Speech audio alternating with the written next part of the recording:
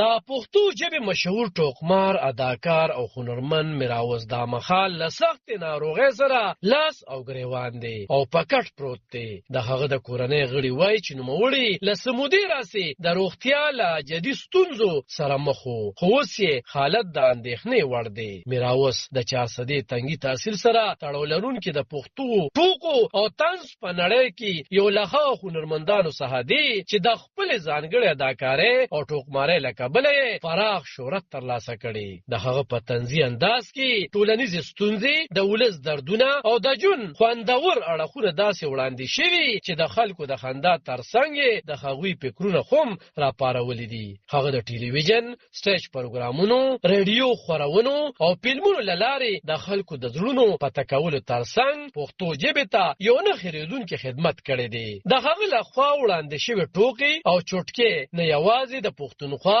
بلکې د افغانستان، بلوچستان او نورو پښتون میشتو سیمو خلک هم ډېر خوښوي. د میراوس د کورنۍ غړو رسنیو ته ویلي چې نوموړی د اوږدې مودې راهیسې ناروغ و، خو اوس یې حالت ډېر خراب شوی دی. ډاکټران یې علاج ته دوام ورکوي، خو زموږ هیله دا ده چې خلک د هغه لپاره دعا وکړي. د هغه د کورنۍ غړي وایي چې د هنرمندانو اتحادیو د پښتو فلم او ډرامې لوبغاړو او د طنز او ټوکو مینوالو د میراوس د زر رغېدلو هیله کړې ده. ګڼو کسانو د ټولنیزو رسنیو له لارې د نوموړي د روغتیا لپاره دعا کړې او له حکومته یې غوښتنه کړې چې د دې هنرمند د علاج لپاره لازم اقدامات وکړي. میراوس د پښتو ټوکو او طنز د نړۍ یو له مشهورو نومونو څخه دی چې تل یې هڅه کړې چې د خپل هنر له لارې د ټولنې ناخوالي په طنز کې وړاندې کړي. د هغه ځانګړي فعالیتونو، خندونکي حرکات او چوټکې نه یوازې د